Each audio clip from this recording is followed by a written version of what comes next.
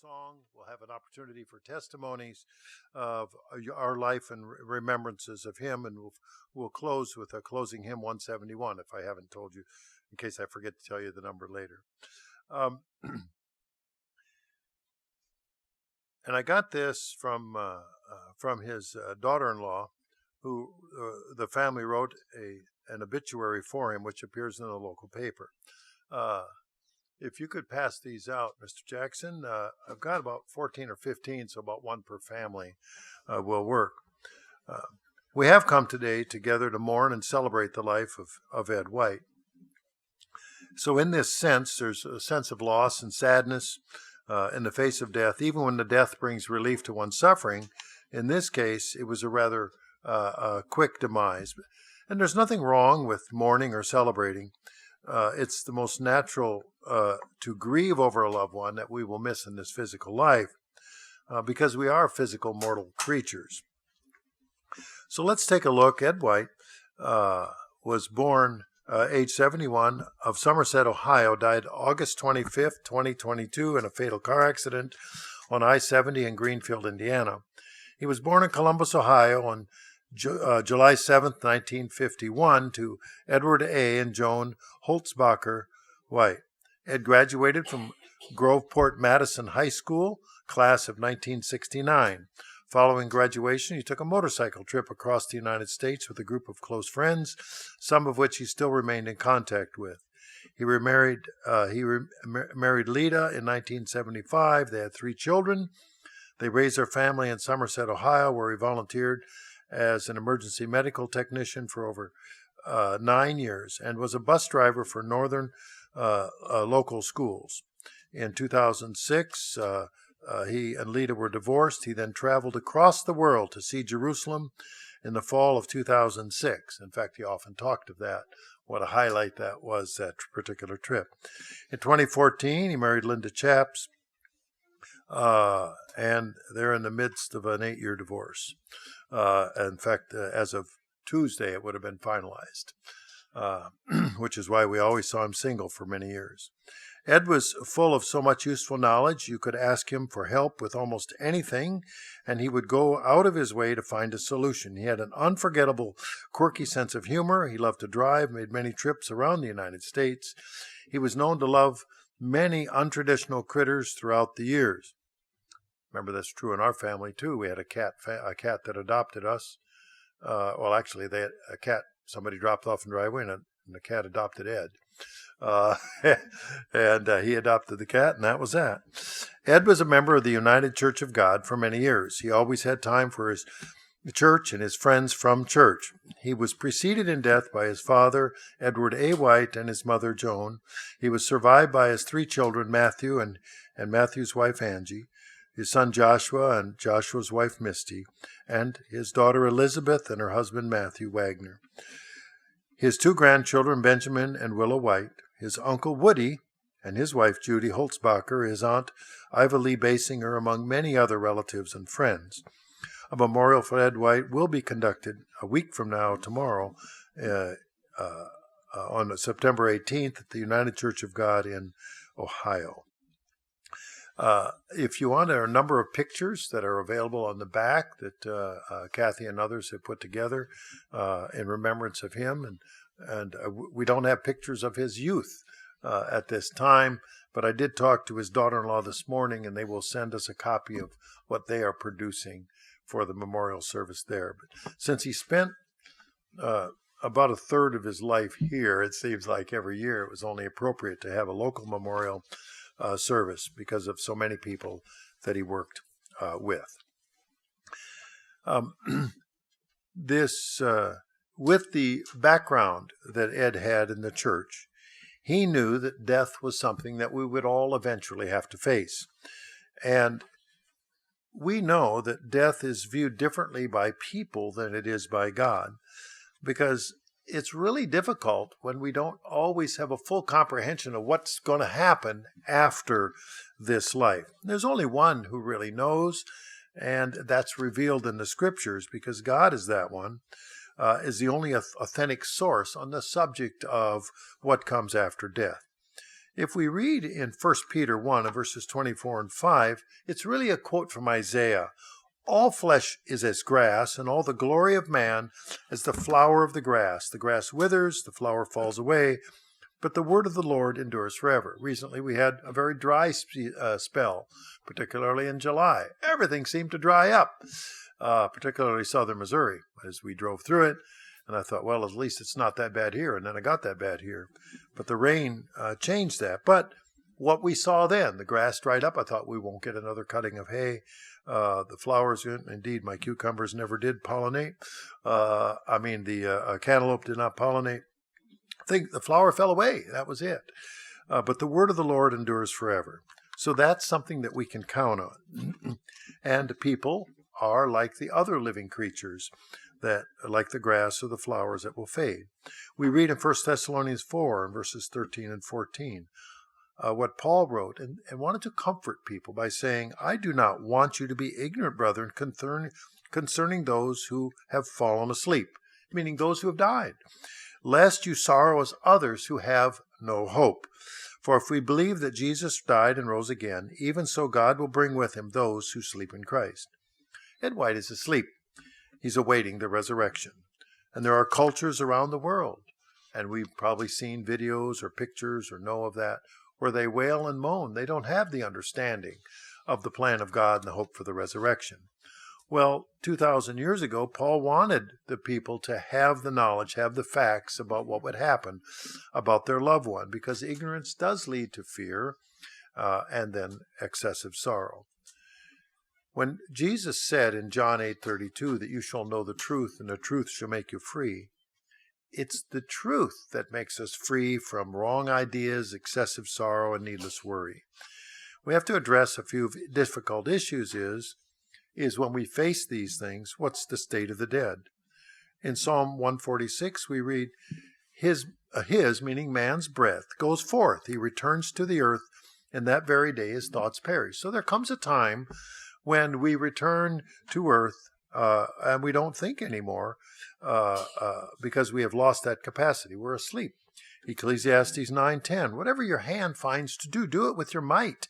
For there's no work, device, nor knowledge or wisdom in the grave where you go. So we have to do what we can with what we have now.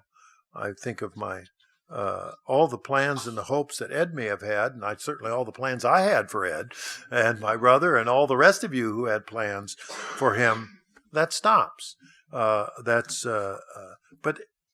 there's no suffering where Ed is. That suffering part is over. So we think some people die with the music still in the mind. Didn't come out. It wasn't expressed.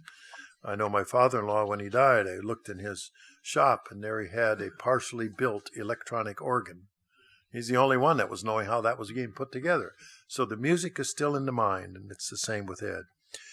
There are many places in Scripture that shows that there's no suffering for people who die, and the death is revealed in many places in the Bible. In 1 Thessalonians 4:14, we read, death is simply like being in a deep sleep, and Ed White is asleep. But there is a hope that's held out for everyone. It's the hope of the resurrection. There is an entire chapter of the Bible devoted to that subject of resurrection. The chapter is 1 Corinthians 15. And as we go through that, in 1 Corinthians chapter 15, verse 21, for since man came by death, by man also came the resurrection of death. Verse 22, for as in Adam all die, even so in Christ shall all be made alive, but each one in his own order. So understanding, believing, and following Jesus Christ brings the resurrection to life to individuals who have died. But verse 23, but each in his own order. Christ the first fruits, Christ was the first risen, and afterwards those who are Christ's, meaning followers, at his coming.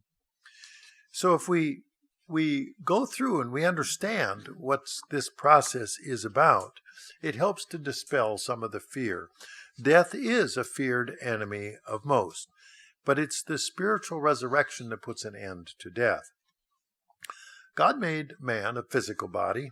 He can make him physical to give him an opportunity to learn how to live, and along with that, how not to live, and how then to build within the mankind the character of God.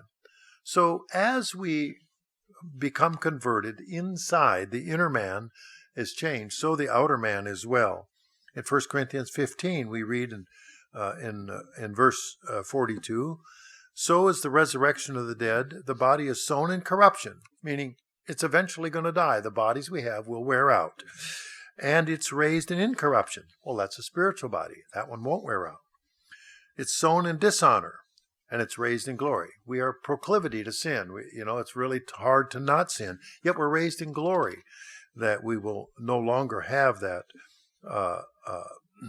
be inclined to sin. It's sown in weakness, raised in power. It's sown in a natural body, raised in a spiritual body. There is a natural body and a spiritual body, and so it is written. The first man, Adam, became a living being. The last Adam, meaning Jesus, became a life-giving spirit. And so if we take a look, God has a plan that he's working out, and man isn't just an evolutionary accident of elements banging together. God is developing a spiritual family, a spiritual kingdom, not a physical human being subject to human problems and weaknesses. Again, in 1 Corinthians 15, the resurrection chapter, in verse 50, now this I say, brethren, that flesh and blood cannot inherit the kingdom of God, nor does corruption inherit incorruption. Behold, I tell you a mystery. A mystery is something people don't all know about. They go, whoa, you've all seen and heard mysteries. We shall not all sleep, but we shall all be changed. Some people will be changed before they die, before they fall into that sleep. But in a moment, in the twinkling of an eye, at the last trumpet, for the trumpet will sound, and the dead will be raised incorruptible, and we shall be changed. So the opportunity will come for the resurrection, and there will be an order. First those who have died in Christ, and then those who haven't physically died, but they go through a change. In John 5, and starting in verse 25, we read about the resurrection destroys, how God destroys death. It's really kind of astounding, the whole idea that there won't be any more death. If we take a look in John 5:25, most assuredly I say to you, the hour is coming, and now is, when the dead will hear the voice of the Son of God, and those who hear will live. Whereas the Father has life in himself, so he's granted the Son to have life in himself, and has given authority to execute judgment, because he's the Son of Man. Don't marvel at this, for the hour is coming which in all who are in the graves will hear his voice. Well, how are they going to hear his voice if they're in the grave and they know nothing? It's because there is a resurrection coming. Ed White and those who are asleep will be resurrected. And as we read in 1 Corinthians, there's an order to that resurrection. At some point, then, death will be no more. We read in Revelation 21, verses 1 through 4, about the new heaven and the new earth, and how they had passed away. And if we read in Revelation 21 and verse 4, and God will wipe away every tear from their eyes. There shall be no more death, no more sorrow, no more crying. There shall be no more pain, for the former things have passed away. We can all be encouraged then by the hope that's revealed in the Bible, the God's Word, that the resurrection to eternal life is in the plan of God. And we are including in that plan is our beloved Ed White. So at this moment, I'd like us to bow our heads and we'll ask a prayer for the resurrection of Ed White.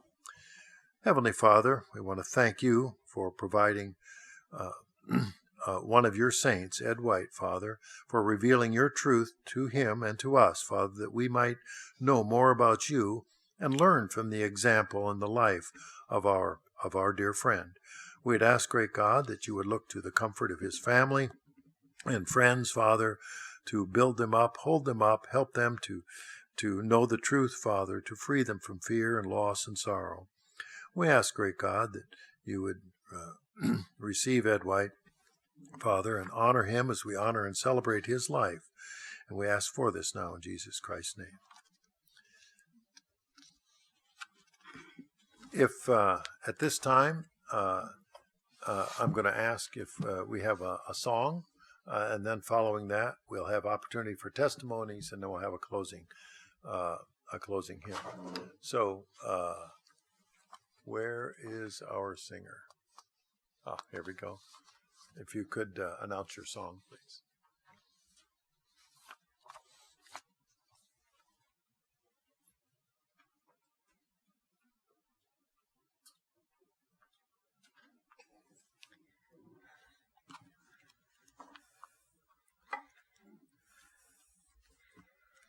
I think this song is appropriate. It's called Friends. Packing up the dreams God planted in the fertile soil of you. Can't believe the hopes He's granted means a chapter in your life is through. But we'll keep you close as always. It won't even seem you've gone, 'cause our hearts in big and small ways will keep the love that keeps us strong. And friends are friends forever if the Lord's the Lord of them. And a friend will not say never, 'cause the welcome will not end. Though it's hard to let you go, in the Father's hands we know that a lifetime's not too long to live as friends. With the faith and love God's given, springing from the hope you know, we will pray the joy you've lived in is the strength that now you show. But we'll keep you close as always. It won't even seem you've gone, 'cause our hearts in big and small ways will keep the love that keeps us strong. And friends are friends forever if the Lord's the Lord of them. 'Cause a friend will not say never, 'cause the welcome will not end. Though it's hard to let you go, in the Father's hands we know that a lifetime's not too long to live as friends. No, a lifetime's not too long to live as friends.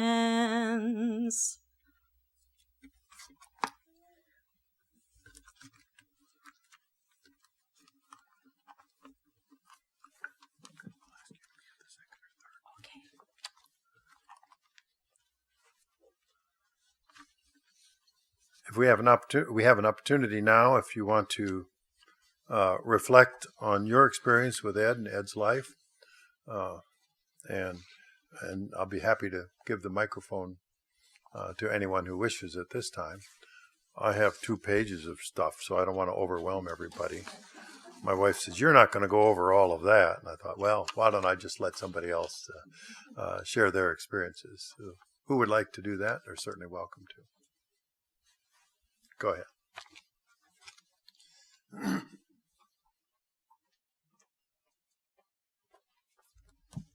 Ed White, a friend. He lived in our house many times, and you all know, for months at a time, and also lived with Tim's brother for months at a time. He took care of all of us, our needs, and he was a fix-it man, and he fixed everything. I told Tim, this is long before Ed died, that he was like, you think of Abraham with Eliezer. I mean, I said, we know what that's like because he was there. He was beside us. He was with us, whatever we did. Our goals seemed to become his goals. If we had any project we needed to do at home, it became his project. He knew how to do it. He knew how to do things we didn't know how to do. And at home, he hauled in the groceries, anything you needed. He was right there. He checked the oil before we went to church. We didn't ask him to do all these things. When we had guests, he entertained them too. He gave them coffee. He took care of them, their needs. He worried about them. When he called, he always wanted to know what was happening to each person. If something was going wrong with one, he was worried about them too and wanted to know everything about what was going on. He read the Bible every morning. He woke up, he sat in our living room, he had a chair right next to the window, and he read the Bible. And he never without fail. And I was usually in the living room too, doing my Bible study. And we get into talking about different scriptures and had a lot of conversations. He was my brother, and we talked about many, many things. I was usually in the Old Testament because I was reading chronological, and he was in the New Testament, so I have to switch. He always wanted to find some nuances or something that we hadn't noticed before and bring it up to me, and we talked a lot about how to apply it, things that, and another thing, I just kind of go through things I wrote down. Before he died, he was reading Psalms to Cheryl, and I needed to go somewhere, but the reading was so beautiful. She was off somewhere else. She was up in Oregon, and it was so beautiful, just the way he read. He had a beautiful voice, and I just had to stop. I couldn't go and leave because it just sounded so beautiful. Those Psalms were, nothing like David's Psalms, just to hear them. And this is let me see. One of the last things he did was haul Steve's car, Tim's brother's car. He hauled it up to Minnesota before he came down to visit us. I'm just thinking of what else. One thing I do have to mention how meticulous he was with everything. Like Tim said, he kept every receipt for all of his life. These are the things he wrote when he did the work for us. We didn't require any of this, but he wrote down, he had every little thing he did down to a T. Every receipt he gave to us. I've never seen this kind of detail. This was Ed. He had a detail, everything he had down to. I've got page and page like this. I just thought I had to bring some of these. I couldn't describe it to anybody. And also the way he did his work, he was so careful. We were laying down stones, just for example. And most people, they throw down the stones. They're stepping stones. You put them 8 inches apart. Well, Ed, that wasn't Ed. Ed got down on the ground. He had a little hammer with a little rubber thing. And when he was done, he had a level, everything. They were all exactly the same height. This was Ed. And Tim would say, it's not the Taj Mahal. It's not the Taj Mahal. That was one of our favorite sayings. It's not the Taj Mahal head. He was so proud of his work and so careful. And he did work for so many people. And I could go on and on about that and all the things he did. I made a list for Tim of all the things he'd done for us. And that could go on and on. You guys won't want to hear for hours all the reading. But right before he left, Tim and I were out shopping. And we were, at the end of the day, we're tired. We're at Walmart. Every time Ed went anywhere, he'd call back and say, do you need something? Do you need something? Usually we didn't, almost never, but he still always called when he went to town. Do you need something? And he'd get us whatever we wanted. But this time we were in town, and Ed never wanted anything. And he sent a text, and he said he'd like some kind of chigger stuff. And it was the end of the day, and we're pretty tired. Like, well, Ed wants something. Well, sure, So we went back, dragged back in, and looked for this little chigger thing. It took us a long time to find it. We finally found it, and we got home, and we brought it, we said, yeah, we found it. And he said, what are you talking about? I'm like, well, he didn't know what we meant. And it turned out that he accidentally sent the note to us that he meant to send to Cheryl. So that was kind of funny. So, yeah. Anyway, we loved Ed, and he did work for everybody and went to take care of everybody. And thank you.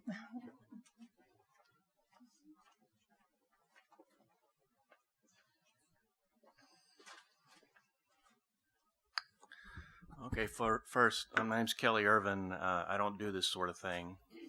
I never do the justice I want to serve.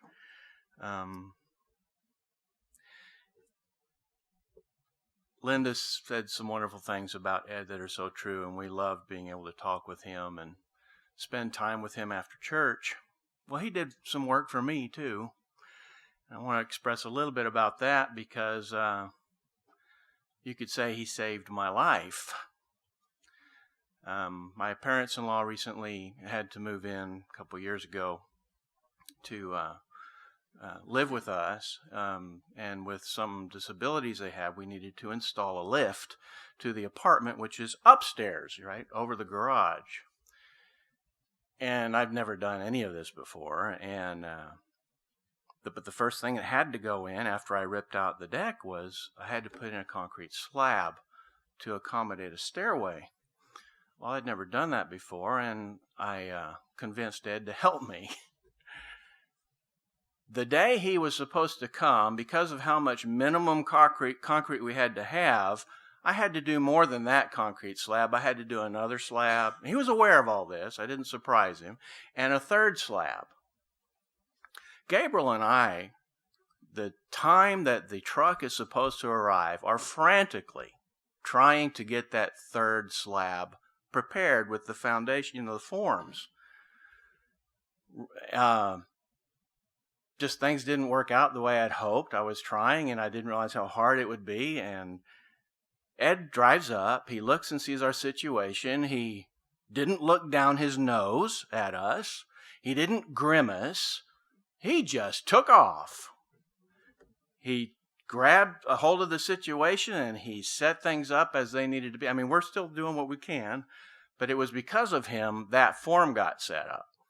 And then it is because of him we got the concrete poured and finished at least well enough, especially on that first slab, the most important one. And if he hadn't been there, it would have failed. It definitely would have failed. My inability, my lack of knowledge, it was ridiculous. So he fixed that. It was probably the hardest physical day of my life. I don't know how I recovered from it. And, Gabriel and I were just absolutely exhausted. What did Ed do? He went over to the Walmsley's house, got up on a ladder, and cleaned their gutters or something like that. It was the end of the day, and we had killed ourselves, but not him. Well, there was one other thing I had to do to the apartment, and that was get the water heater put in a different part of the closet so that we could get washer and dryer in properly in this closet.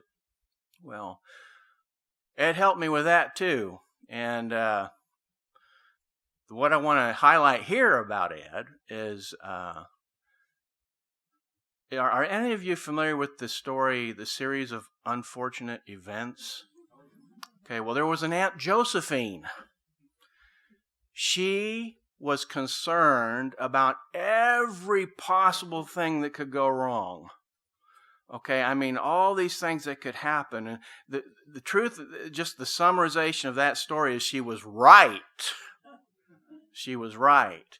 Ed just tried to figure out every little possible thing so that we could do it right, so that everybody could be safe and everybody could be happy. So I really appreciated that quality of his, even though I couldn't really fulfill all of the things that would have been best.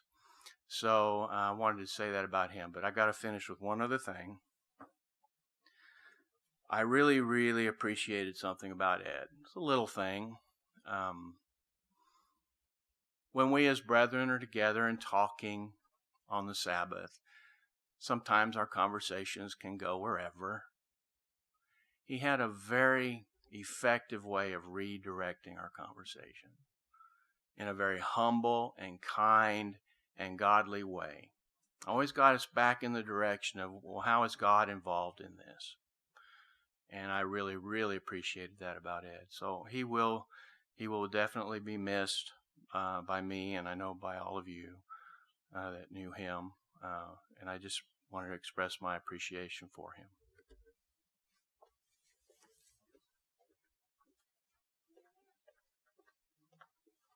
I'll be brief. I didn't know Ed very, very long. Cheryl and I were speaking about him after services today and asking, just to define in one sentence, who was Ed White? And for me, he was just a man's man. I mean, he was really a man's man. He was 10 years older than me, but he seemed to have lived lives more. Dependable. He knew so much. You could just talk to him about anything. He was well read. He knew his Bible. He could do just about anything. He was a real Renaissance man. You know, and you hear people talk about that. He was so well rounded, and that's what I respected about him. You don't find many men's men these days, and Ed was a man's man, and that's what I'll remember from our times with him.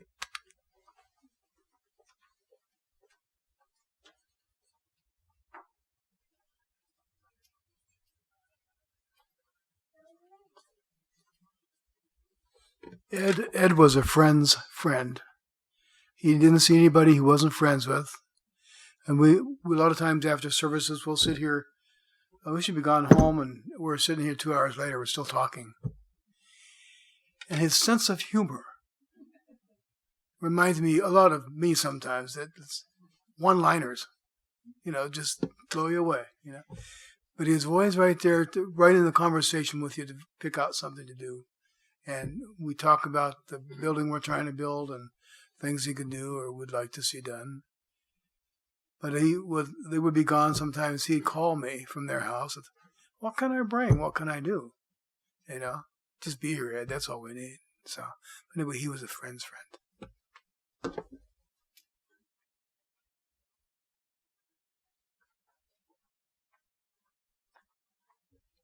Hello.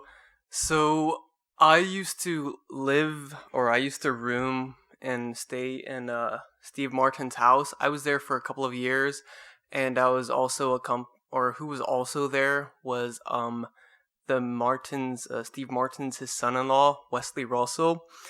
So we were living there for a couple of years, and Ed White was also staying there part-time. So we had a bunch of different families just all in this one house. And like this has already been said, but I think Ed I didn't know him particularly well, but he had an aptitude for like building things in construction, which was interesting. What he actually did at Steve Martin's residence was he got all this material from Home Depot or wherever you get the material, but he got that material and he actually constructed a fully fledged bathroom in the basement of Steve Martin's house. And I remember like Wesley and we were helping him unload the truck there, and like that material was heavy. So, Ed was also, I guess he was a very strong guy. He had a lot of strength to him, and we would put it down there, and like over time that bathroom was coming together, and it's fully fledged. It's working, and it's beautiful. I had a couple showers down there, and I can say it's well worth it, well worth the effort. Also, Ed's voice carried a lot of strength. So, like Wesley and we would be, I guess, upstairs talking, and then all of a sudden we'd hear like this deep voice coming from downstairs, and then we look at each other, and we'd be able to immediately identify, oh, that's Ed, Ed's here, and he's here to finish working on the bathroom or something, or he's here to like work on something else for the Martins, maybe Linda, Steve's wife, is probably going to have him do something with the garden and the sprinklers. And I think the last thing that I'll share was, I don't know if Ed actually did this here in this congregation, but I remember going to Columbus Church, and I would see Ed, I think sometimes, I don't know if I can't remember if this was during a Bible study or if it was during services themselves, but he'd be pacing back and forth, thinking about something. Sometimes he'll have his notes in front of him, but you can just tell like the wheel was spinning, and he was lost in his thoughts. Really interesting character. Yeah.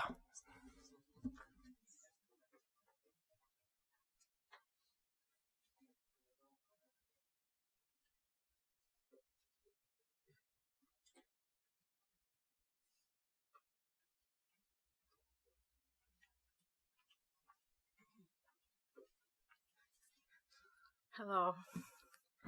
I guess I'm the new kid on the block. But I came to Cave Springs with my husband, Hal, and he was very sick, and so he ended up passing away on Halloween. And it's almost a year since he will have been gone. And I, would do special music, and there would be Ed here, and then Ed wasn't here, and I didn't know the story of Ed. I didn't know everything about him. So I'm in deep grieving for my husband, and been married to him for 30 years, so it was taking a while. And Ed held back his interest in waiting till I was finished grieving Hal. And that being said is why I need to feel the loss of Ed, but he wouldn't want me to go into that dark hole. He would want me to be happy. So I'm choosing to love him by being happy and honoring the memory of him. He died knowing that I loved him desperately. And I believe because God took him so quickly after we started dating, that was my purpose for Ed. Because Ed somehow didn't really realize that he was so lovable. He knew he was valued and by friends and everyone, but he needed to be loved. He needed to have that hole fixed. And so I decided that I was going to show him love. And when I took my trip to Oregon, I had to drive a 26-foot diesel Penske truck for my sister's boyfriend with all the things in it to Oregon. So he was calling me on the phone, and I was trying to drive and talk to him, and he was always making sure that I was taking good care of myself. And so these are some of the things that Ed wrote to me while I was driving and texting me. And he said, "I've read the note you wrote to me several times now, and it lifts me up every time. Maybe I understand this love language a little better than I think I did. Good night. May your rest be adequate and refreshing. I love you." And then in the morning, "Good morning. This infatuation season of our lives, sometimes referred to as insanity, is one of life's highlights and will be among our happy memories. I have been awake for a while, anticipating what a blessing it would be to wake up next to you. I'm about to start the coffee maker and the day underway. I'm sitting in the living room with a cup of coffee and reading, Please be careful with the dear lady I am learning to love, and thank you for the honor of choosing me. Enjoy the sights and sceneries and positive aspects of this trip. I would very much prefer to be the one sharing this travel with you. I love you, and it's just getting started." So Ed and I had really decided that we wanted to be married, and he was putting off till after my husband's first year anniversary. So we were thinking about November, and we were counseling with Tim.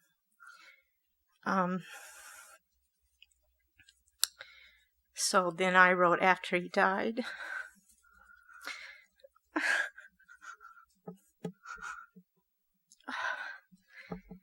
"Ed, my sweet, caring man, we had plans to be together. We have a life of love and happiness together. What I could give you in time, we would marry and be happy together. My affection for you was like the rain on the desert, and you began to bloom. Our last conversation I cherish. Your care and concern for me was so touching, and I was so thankful to tell you how much I would love you and treat you kindly. It was so Sweet, how you fussed over me. I really felt like your girl. My heart is broken, and I will miss you, Ed White. You did know that you were loved by me always. Ed, you were strong and healthy, funny and kind. You loved cats. You were gentle and had a smile as big as all outdoors. Your eyes lit up and your voice was wonderful. Your work was service work for others. It was amazing how you could do so many things to help build and repair, fix and beautify. I wanted to travel with you as a team so you'd never go unloved ever again. You were humble and all about God and His way of living. Thank you for reading the Psalms to me on my trip to Oregon. I loved you with all my whole heart. Then God took you. Thank you, everyone.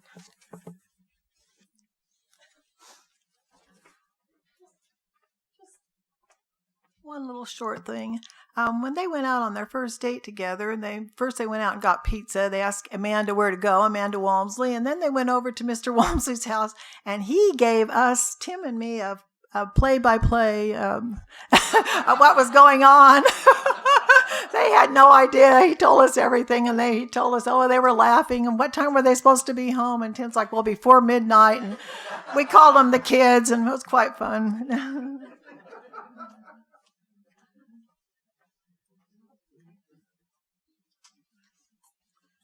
Well, thank you for your contributions. I do know that that goes beyond the people that are here, even locally. My brother-in-law, mile and a half away, things undone and undoable for years. All of a sudden, there's lights in bedrooms and closets that they haven't been for many years, and issues solved and resolved that they didn't even know could be done. And so my brother-in-law was very fond of Ed and as shocked as the rest of us were.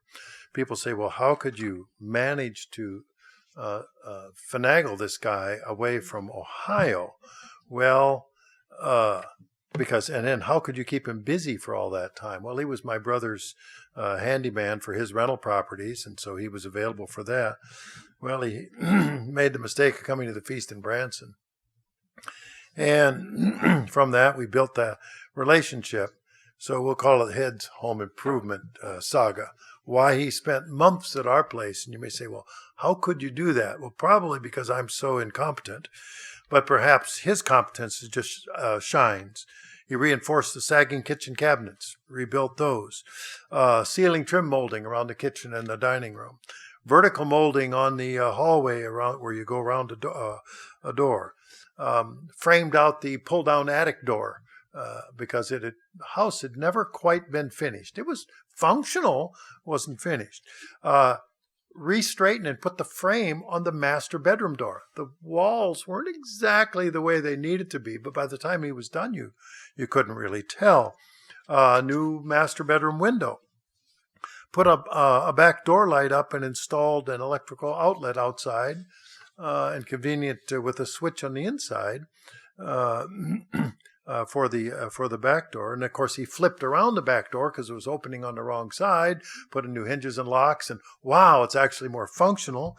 And up in the master bedroom closet where we have, for my wife, he put up made a special rack where, I don't have very many purses, but she has a few, and that way she could hang and sort them all.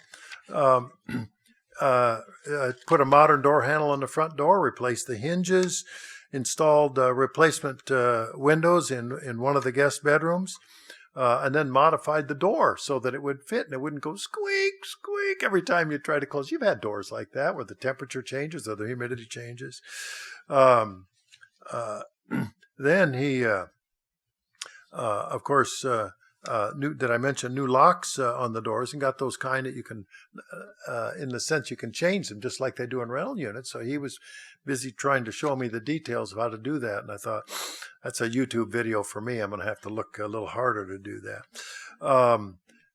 Modified the, put the framing on the bedroom we turned into my office. Now it's an arched top to it, but it never, the window we got in had installed, but the finishing was never done. And I thought, how do you finish an archway? And here was a master craftsman who came in and put the finish on. But he didn't do just there. It was another back bedroom, finished the trim there, as well, installing a drapery hardware. Refitted the door to the back bedroom. You get an idea why he was here more than a week or two. Rebuilt the frame under a queen bed in the guest bedroom so that it wouldn't be a teeter-totter anymore and scare the poor guests that came. And then we have we have some exotic foreign sofa in the living room. Some of you have been there, have seen it, with a lot of scroll fancy woodwork on it. But the bottom was so that if you sat down hard, you might think about sitting on the floor. He rebuilt the bottom of that. Then there's a couple of matching chairs, rebuilt the bottom of those. Sheeted off much of the attic so we could use that for storage that we could never get to when we're really old. That's just inside the house. Outside, built latticework panels for a wood storage area. And then I didn't ask him to do this. We were gone for a week on a summer trip. I came home, and he had pitched out 30 years worth of sheep manure out of the sheep barn and put it in a big old pile. And we still have fertilizer available, should you really need some. Rebuilt a couple of my garden boxes, which are different than the new fancy ones that he built for my wife. Then we've got an orchard. We've got 7 apple trees. Well, we'll just take care of pruning on those. We only got half of the job, but at least I can mow under everything. And so created a woven wire fence around a burn pile. Yes, we can burn still in Arkansas. We're not in the city.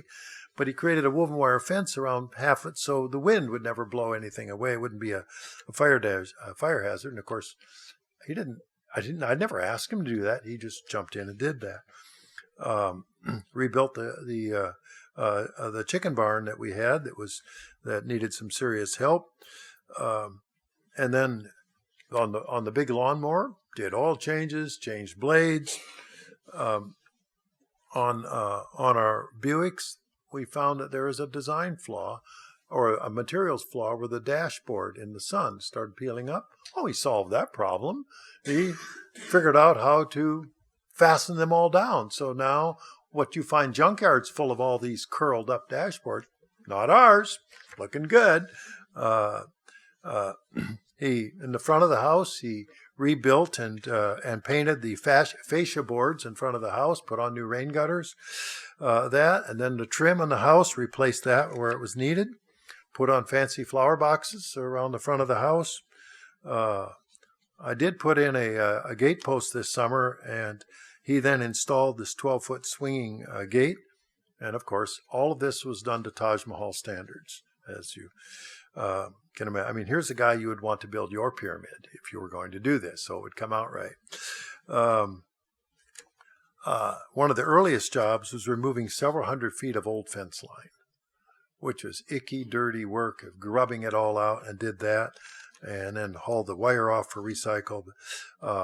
And then, this chainsaw, well, it wasn't working as well. We're trimming around the field so the trees wouldn't hang over and you could make hay. So we built a chainsaw repair stand. I never even thought of that, where you could put some things in. And so, and this is simply not a complete list, but to give you an idea why he would come for a few months each year, and in between times he would go over to my mother-in-law's or brother-in-law's place, or he would be to any one of a number of you to experience that, and then go over and above and beyond. So I know that there are the testimonies, and many of our hearts will long remember Ed White and the difficult circumstances he faced and why he was, but that also freed him up to help so many other people, whether it was in Ohio, because you hear the same stories in Ohio from what my brother was telling me there. The same meticulous nature, the same willingness to help people. But since we can't all get up and go to Ohio, I said, we'll just have a memorial service here, and I want to thank people here for that suggestion. To close this out, is there anybody else who has anything they wish to share? Then let's turn to page 171 in the hymnal, and I'll ask Mr. Irvin to lead us in a closing hymn.